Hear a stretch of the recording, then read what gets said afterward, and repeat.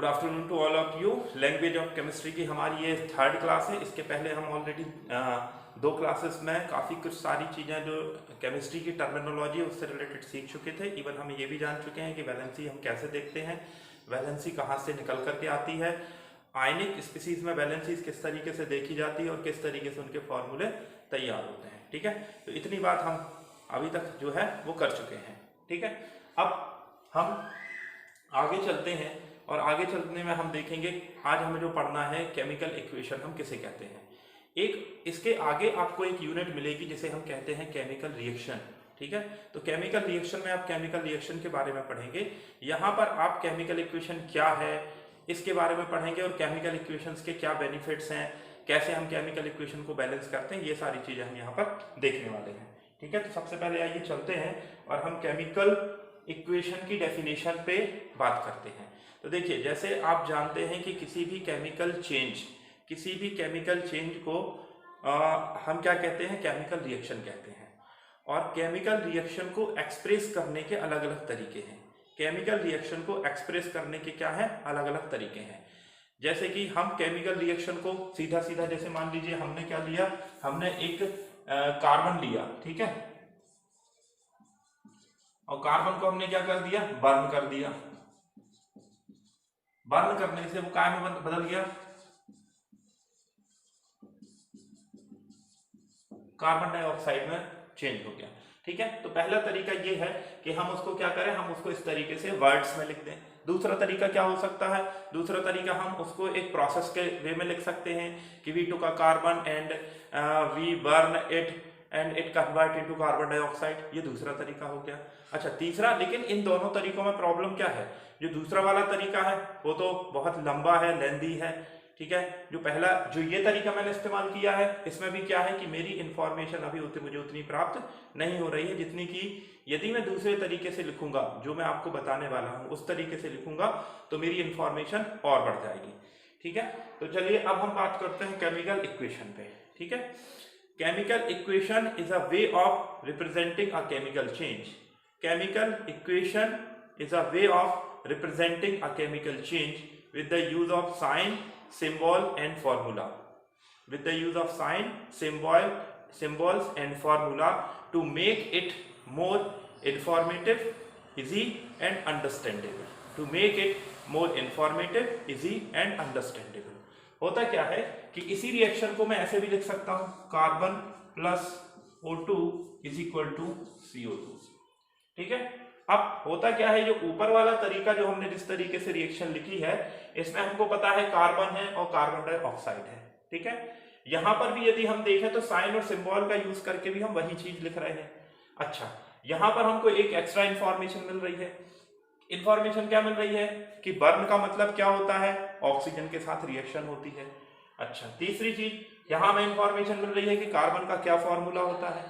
साथ ही साथ इंफॉर्मेशन मिल रही है कि कार्बन डाइऑक्साइड का क्या फॉर्मूला होता है। उसके साथ ही हमें इंफॉर्मेशन क्या मिल रही है कि कार्बन डाइऑक्साइड में ऑक्सीजन के कितने एटम यूज होते हैं और कार्बन के कितने एटम यूज होते हैं। साथ ही साथ हमें क्या इंफॉर्मेशन मिल रही है कि इसके एक एटम के साथ इसके कितने एटम रिएक्ट कर रहे हैं। ठीक है, तो हो क्या रहा है यहां पर कि if we use the representation of any chemical reaction with the use of sign, symbols and formulas, it makes reaction more understanding, more easy and more क्या कह सकते हैं, बस इतनी चीज है, more easy to learn। ठीक है, तो इन सारी चीजों को हम कहां से सीख सकते हैं, जब हम किसी भी रिएक्शन को साइन, सिंबल्स और फॉर्मूलाज के फॉर्म में लिखते हैं तो वह रिप्रेजेंटेशन की जो मेथड है उसे हम क्या कहते हैं, केमिकल इक्वेशन कहते हैं। ठीक है, इसमें और ज्यादा जानकारी की आवश्यकता यहाँ पर है नहीं। ठीक, अच्छा, कुछ चीजें मैं और बता देता हूं। यहां पर जिस तरफ लिए जाते हैं वो होते हैं रिएक्टेंट और जिस तरफ लिए जाते हैं वो होते हैं प्रोडक्ट। एरो दिखा रहा है कि केमिकल चेंज हो रहा है। कई बार एरो आपका केवल इस तरीके का होता है तो ये वन साइडेड चेंज दिखा रहा है, वन साइडेड कि जो रिएक्टेंट था वो पूरा का पूरा प्रोडक्ट में कन्वर्ट हो गया है। कई बार आपको इस तरीके का एरो भी मिलेगा। ये जो एरो है ये रिवर्सिबल चेंज दिखा रहा है। क्या दिखा रहा है, रिवर्सिबल चेंज दिखा रहा है। रिवर्सिबल का मतलब क्या है? रिवर्सिबल का मतलब है कि रिएक्शन दोनों डायरेक्शन में प्रोसीड हो रही है। जैसे कि मान लीजिए ए जो है वो बी की तरफ प्रोसीड हो रहा है और बी जो है वो ए की तरफ भी प्रोसीड हो रहा है। So this is called reversible reaction. यदि इस तरीके से रिएक्शन प्रोसीड होगी तो हम उसको क्या बोलेंगे? Irreversible reaction. और इस तरीके से रिएक्शन प्रोसीड होती है तो हम उसको क्या बोलते हैं? Reversible reaction. कई बार आपको इस तरीके का साइन भी देखने को मिलेगा, जिसमें एक साइन क्या है, साइज में बड़ा है और दूसरा साइन जो है वो साइज में छोटा है। इसका मतलब होता है कि व्हेन रिएक्शन ए से बी की तरफ जा रही है तो रिएक्शन ज्यादा मात्रा में जा रही है, लेकिन रिएक्शन बी से ए की तरफ कम मात्रा में आ रही है। ठीक है, तो यहां पर रिएक्शन आपकी रिवर्सिबल नहीं है। यहां पर मतलब रिवर्सिबल तो है बट उसका रेट अलग अलग हो सकता है। यहां पर rate of reaction A converting B और rate of reaction B converting A दोनों क्या है? सेम है। ठीक है, तो इस तरीके के साइन कई बार अलग अलग यूज होते हैं, तो साइन की हमने बात कर ली। अच्छा, तो ये हमारी क्या थी?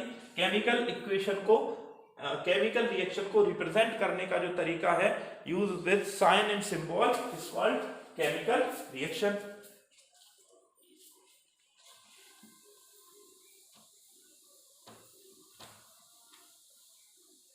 ये केमिकल इक्वेशन की हमने यहां पर बात कर ली। ठीक है, रिएक्टेंट बता दिया, प्रोडक्ट बता दिया। इसके बाद हम बात करते हैं हाउ इक्वेशन बैलेंस।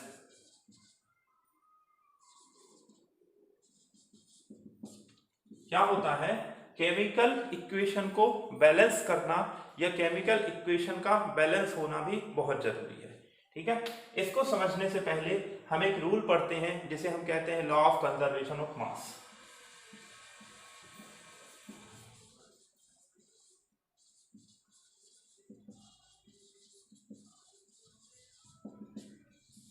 ठीक है, ये रूल जो है इसे हम कहते हैं लॉ ऑफ कंजर्वेशन ऑफ मास।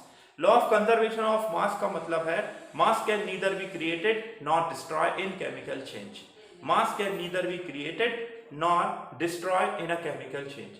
मतलब किसी भी तरीके से जब कोई केमिकल चेंज होगा तो ऐसी कंडीशन में ना तो उसमें मास क्या होगा, ना तो मास जनरेट होगा और ना ही मास क्या होगा, डिस्ट्रॉय होगा। ठीक, इसको एक एग्जांपल के थ्रू देखते हैं। मान लीजिए हमारे पास क्या थी? एक वुड थी और वुड को हमने क्या कर दिया? बर्न कर दिया। अब जो वुड हमने बर्न करी, मान लीजिए वुड कितने की थी? 100 kg की थी। और 100 kg की थी तो बर्न होने के बाद जो हमें यहाँ पर ऐश मिली, जो ऐश हमें मिली, जो उसका रेसिड्यू मटेरियल मिला, वो अप्रोक्स हमें मिला 2 kg मान लीजिए। और 98 kg का हमें क्या दिख रहा है? वहां पर लॉस दिख रहा है। 98 kg हमें कुछ भी नहीं दिख रहा है। तो क्या वास्तव में ये 98 kg इस रिएक्शन के थ्रू क्या डिलीट हो गया, क्या डिस्ट्रॉय हो गया? जी नहीं, ऐसा नहीं है। बेसिकली हुआ क्या था, ये जो वुड है वो क्या थी? सॉलिड फॉर्म में थी। वुड किस फॉर्म में थी? सॉलिड फॉर्म में थी। जब वुड को हमने जलाया, जलाने का मतलब होता है हमने उसको ऑक्सीजन के साथ रिएक्ट कराया। ऑक्सीजन के साथ रिएक्ट करने पर क्या बने? वो काय में कन्वर्ट हो गए, ऑक्साइड में कन्वर्ट हो गए। अच्छा, जो ऑक्साइड होते हैं, कुछ ऑक्साइड कैसे होते हैं? सॉलिड होते हैं, कुछ लिक्विड होते हैं और कुछ गैस होते हैं। ठीक है, तो कुछ ऑक्साइड जो सॉलिड थे वो तो हमें यहाँ रेसिड्यू के फॉर्म में मिल गए। जो ऑक्साइड लिक्विड थे या गैस थे, या हम कहें जो गैस थे, ठीक है, या लिक्विड थे तो टेम्परेचर हाई होने के कारण वो इवेपोरेट हो गए। और जो गैस थे वो गैसियस फॉर्म में एनवायरनमेंट में चले गए। मतलब यहाँ कहने का ये है कि यदि 100 kg वुड थी और 100 kg वुड को रिएक्ट करने के लिए, फॉर एग्जांपल मैं मान लूं कि मुझे 5000 kg ऑक्सीजन रिक्वायर्ड हुई, तो टोटल का टोटल जो मेरा मटेरियल प्रोड्यूस होगा वो 6000 kg होगा, जो कि कंप्लीट मटेरियल एग्जिस्ट करेगा नेचर में ही। बस प्रॉब्लम क्या है कि पहले वो सॉलिड फेज में था तो हमें दिख रहा था, अब वो गैस फेज में है तो हमें दिखाई नहीं दे रहा है। ठीक है, तो ये है law of conservation of mass. और law of conservation of mass के हिसाब से जब कोई केमिकल रिएक्शन होगी तो जितना का जितना मटेरियल रिएक्टेंट साइड लिया गया है उतना का उतना ही मटेरियल प्रोडक्ट साइड मिलना चाहिए। यदि हम उसको और सिस्टमेटिक वे में कहें तो हम कहेंगे जितने नंबर ऑफ एटम्स किसी एक एलिमेंट के रिएक्टेंट साइड मिलने चाहिए थे उतने नंबर ऑफ एटम्स उसी एलिमेंट के प्रोडक्ट साइड भी मिलने चाहिए। एक भी सिंगल एटम का लॉस हमको रिएक्शन में नहीं होना चाहिए। और इसीलिए जब हम किसी केमिकल रिएक्शन को लिखते हैं तो उसको हमें law of conservation of mass के हिसाब से बैलेंस करना भी जरूरी होता है, जिसके थ्रू हमें ये जानकारी मिल पाती है कि जितने एटम्स शुरुआत में लिए गए थे उतने ही एटम्स बाद में भी बचे हुए हैं। ठीक है, चलिए तो अब बात करते हैं।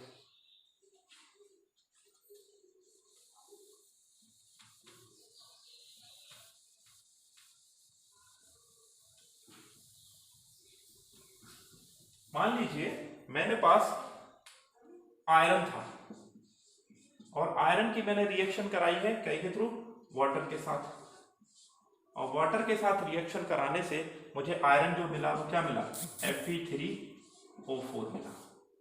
क्या मिल गया, Fe3O4 मुझे आयरन यहां पर मिल गया।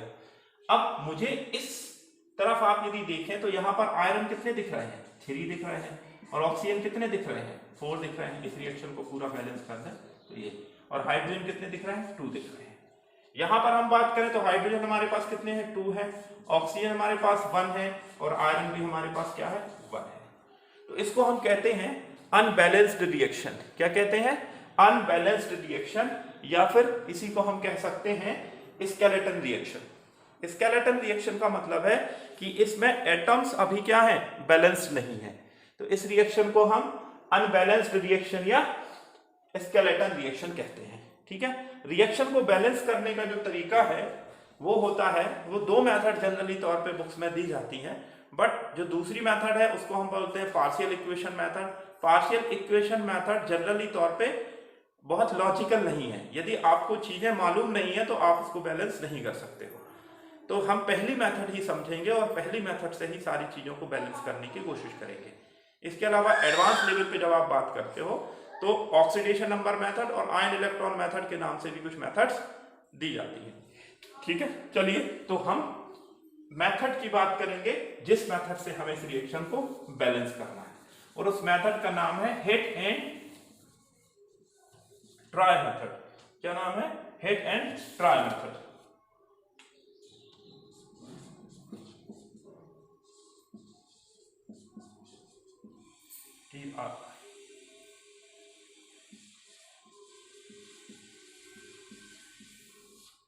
Hit and trial method. Hit and trial method में हम क्या करते हैं कि हम एक स्पेसिफिक एलिमेंट लेते हैं और उस स्पेसिफिक एलिमेंट का क्या करते हैं, उस स्पेसिफिक एलिमेंट के एटम्स को दोनों जगह बराबर करते हैं, और स्पेसिफिक एलिमेंट्स, उस स्पेसिफिक एलिमेंट्स के एटम्स को दोनों जगह बराबर करने के बाद हम ये देखते हैं कि अदर एलिमेंट्स पर क्या चेंज आ रहा है, और उसी तरीके से फिर हम उसमें आगे बढ़ते चलते हैं। मैं इस रिएक्शन को थोड़ा ऊपर लिख लेता हूं, बोर्ड पर मुझे लग रहा है चमक आ रही है इस पोजीशन पर।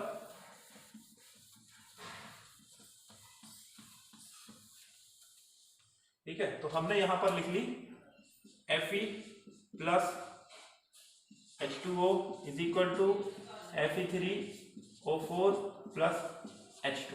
ठीक है, तो ये हमारा जो है, ये है सॉलिड में, ये है हमारा लिक्विड में। ठीक है, या यहां पर लिक्विड ना लेकर के हम इसको ले लें यहाँ गैस फॉर्म में। ठीक है, यहां पर हम हीट का यूज करें।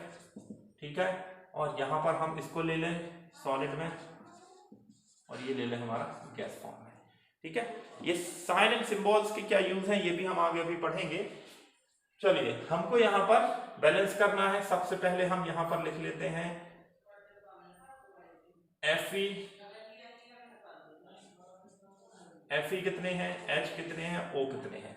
यहाँ पर Fe कितने हैं, H कितने हैं और O कितने हैं। ठीक है, सबसे पहले हम आयरन को देखते हैं। यहाँ पर आयरन हमारे कितने हैं, 3 हैं, यहाँ पर आयरन कितने हैं, 1 है, और यहाँ पर आयरन कितने हैं, 3 हैं। तो हम क्या करेंगे, हम सबसे पहले यहाँ पर आयरन को 3 कर देते हैं।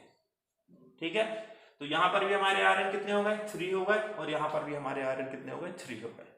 सेकेंड स्टेप में हम क्या करते हैं कि यहाँ पर हम देखते हैं ऑक्सीजन कितने हैं, 4 है, और यहाँ पर ऑक्सीजन कितना है, 1 है। तो यहाँ पर हम यहाँ पर इसको 4 करेंगे। ठीक है। अच्छा, इसको 4 कर दिया। अब देखिए हाइड्रोजन हमारे कितने हो गए, यहाँ पर 4 2 जा 8 हो गए, तो हम यहाँ पर 4 लिख देंगे। इस तरीके से यदि हम देखें तो यहाँ पर हमारे आयरन कितने हैं, 3 हैं, यहाँ पर भी आयरन 3 है, यहाँ पर 4 ऑक्सीजन हाइड्रोजन कितने हैं, 4 2 जा 8 हैं, तो यहाँ पर कितने हैं, 4 2 जा 8 हैं, यहाँ पर ऑक्सीजन कितने हैं, 4 हैं, और यहाँ पे ऑक्सीजन कितने हैं, 4 हैं। मतलब दोनों तरफ यदि हम देखें तो हमारी रिएक्शन क्या हो गई है, बैलेंस हो गई है। ठीक, ये तो मैंने एक जनरल प्रोसेस बता दी। मैं फिर से रिपीट करता हूं ताकि जिनको समझ नहीं आया है, आप किसी भी एक एलिमेंट को पकड़ लीजिए, किसी भी एक एलिमेंट को। मैंने यहाँ पर आयरन को लिया है, आयरन मैंने यहाँ देखा 1 है और यहाँ 3 है, ठीक है। ये देखिए, अब यहाँ मैं कुछ चीजें बेसिक बता देता हूँ। मान लीजिए Fe3O4 लिखा हुआ है, ठीक है, और H2O लिखा हुआ है। H2O का मतलब है हाइड्रोजन कितने हैं, 2 हैं, और ऑक्सीजन कितना है, 1 है। Fe का मतलब क्या है, यहाँ Fe हमारे कितने हैं, 3 है, और ऑक्सीजन कितने हैं, 4 है, ठीक है, ठीक है। अच्छा, तो क्या मैं यहां पर यदि मुझे 4 ऑक्सीजन करना है तो क्या मैं ऐसा कर दूं, H2O को मैं H2O4 बना सकता हूं? यदि मैं ऐसा बनाऊंगा तो मैं ये रॉन्ग कर दूंगा। आपको यदि H2O के साथ से 4 ऑक्सीजन लेना है तो आपको इस फॉर्मूले को आप चेंज नहीं कर सकते, इसमें आप कोई बदलाव नहीं करोगे, इसके आप आगे नंबर्स जोड़ सकते हो। आगे नंबर्स जोड़ने का मतलब ये है when you add some more numbers, ठीक है, इसका मतलब ये है कि you have taken 4 water molecules, ठीक है। लेकिन यदि आपने H2O4 कर दिया, इसका मतलब तो फिर ये वाटर रहा ही नहीं, ये तो कुछ और बन गया, और शायद इसका एग्जिस्टेंस हो भी और शायद ना भी हो, ठीक है। तो आपको कोशिश ये करनी है, कोशिश क्या, आपको याद ही ये रखना है कि आपको मॉलिक्यूल्स के कंपोजिशन में कुछ भी चेंज नहीं करना है। आप मॉलिक्यूल्स के केवल आगे नंबर जोड़ करके एलिमेंट्स के नंबर को बढ़ा सकते हो, घटा तो सकते नहीं हो, केवल क्या कर सकते हो, इंक्रीज कर सकते हो, ठीक है। तो इस तरीके से मैं फिर से इस रिएक्शन को यदि एक बार देखूं तो मैंने क्या किया, Fe मेरा कितना था,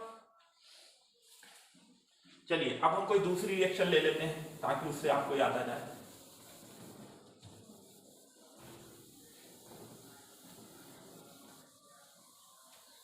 ठीक है, यहां पर इन्होंने कोई रिएक्शन, जैसे मान लीजिए हम ले लेते हैं KClO3 जो होती है वो टूट जाती है KCl प्लस O2 में, ठीक है।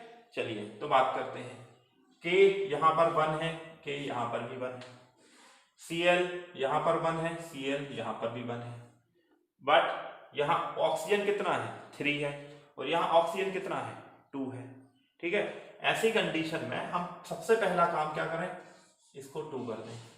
अब इसको 2 करने से क्या हो गया, K कितने हो गए, 2 हो गए, Cl कितने हो गए, 2 हो गए, और O कितने हो गए, 6 हो गए। तो यहां पर बैलेंस करने के लिए यहाँ 2 है तो 2 3 था 6, तो यहां पर मैं इसके आगे क्या लिख दूंगा, 3 लिख दूंगा।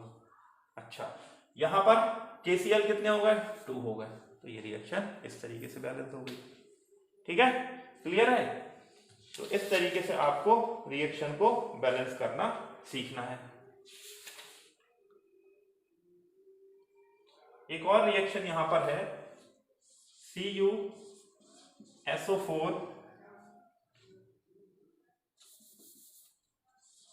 plus H2SO4 is equal to CuSO4 plus SO2 plus आपका प्रोडक्ट जो है वो लिया गया है H2O, ठीक है। अब इस रिएक्शन को हमको बैलेंस करना है, ठीक है। इस रिएक्शन को बैलेंस करने के लिए चलिए देखते हैं हम, लाइट बहुत ज्यादा तो नहीं पड़ रही, नहीं, ठीक है, विजिबिलिटी है। कॉपर हमारा यहाँ पर 1 है, कॉपर हमारा यहाँ पर भी 1 है, यहाँ पर हमारा H2SO4 1 है, यहाँ पर SO4 ये दिख रहा है और SO2 दिख रहा है, मतलब सल्फर हमारे कितने हो गए हैं, एटलीस्ट 2 सल्फर हो गए हैं। तो सबसे पहले हम यहीं से शुरुआत करते हैं, हम कर देते हैं इसको 2, कॉपर प्लस 2 H2SO4, ठीक है। अच्छा, जब 2 H2SO4 कर दिए तो यहां पर भी अच्छा, सल्फर तो यहाँ भी वन है, यहाँ पर भी वन है, तो सल्फर तो हमारा ठीक ठाक है, सल्फर में हमें कोई प्रॉब्लम नहीं है। अब हम देखते हैं यहाँ 2 2 जा 4 हाइड्रोजन है। कितने हैं यहाँ पर हाइड्रोजन? यहाँ दिख रहे हैं हमको 4। यहाँ हाइड्रोजन कितने दिख रहे हैं? यहाँ हाइड्रोजन हमको दिख रहे हैं 2। 4 करने के लिए हम क्या करेंगे? यहाँ पर ले जाकर के 2 कर देंगे। ठीक है, तो हाइड्रोजन भी 4 हो गए, हाइड्रोजन भी 4 हो गए। कॉपर हमारे बैलेंस है, कॉपर बैलेंस है। सल्फर हमारे बैलेंस है, सल्फर बैलेंस है। अब हम ऑक्सीजन की देख लेते हैं जरा। 2 4 जा 8 ऑक्सीजन है। यहाँ ऑक्सीजन कितने हैं? 8 हैं। अब यहाँ देखते हैं हमारे पास कितने ऑक्सीजन है? 4 + 2 और 2। ऑक्सीजन भी हमारे पास कितने हो गए? 8 हो गए। कॉपर हमारे पास यहाँ पर भी बन था, कॉपर हमारे पास यहाँ पर भी बन है। ठीक है, और सल्फर हमारे पास यहाँ पर भी 2 थे, सल्फर हमारे पास यहाँ पर भी 2 है। तो इस तरीके से हमने इस रिएक्शन को क्या कर लिया है? बैलेंस कर लिया है। ठीक है, आई होप आप भी जब इसमें प्रैक्टिस करोगे, ये जो है रिएक्शन की बैलेंसिंग केवल और केवल प्रैक्टिस पे डिपेंड करता है। ठीक है, आप प्रैक्टिस करिए और बैलेंस करते जाइए।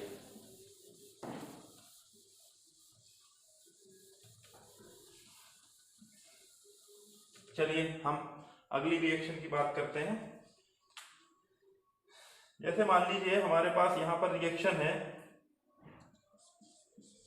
PbO + NH3 = Pb + H2O + N2।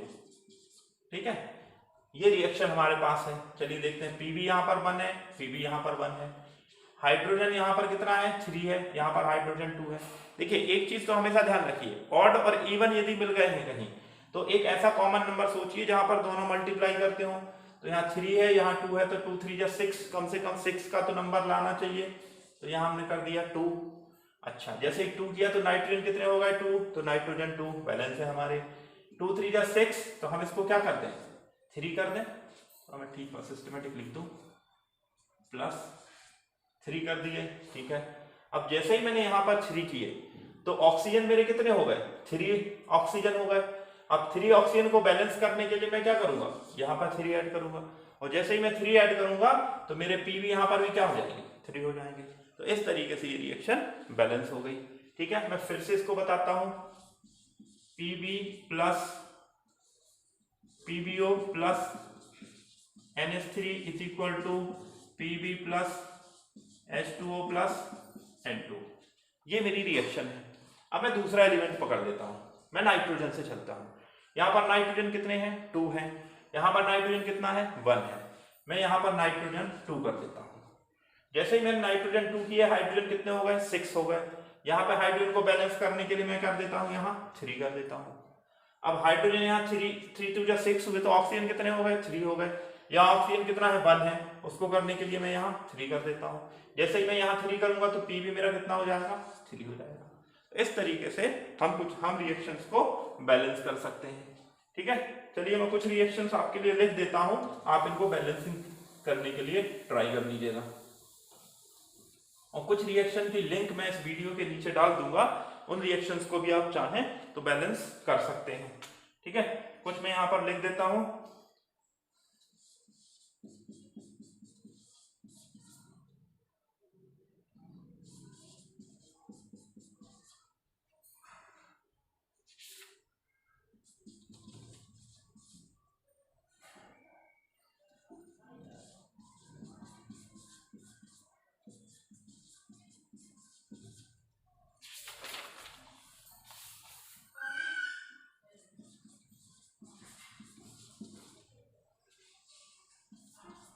ये हीट का साइन है, गर्म करने का साइन है।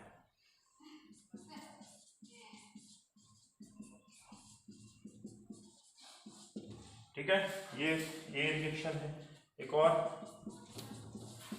HNO3 + H2S यहाँ पर कर दीजिएगा आप। NO2 +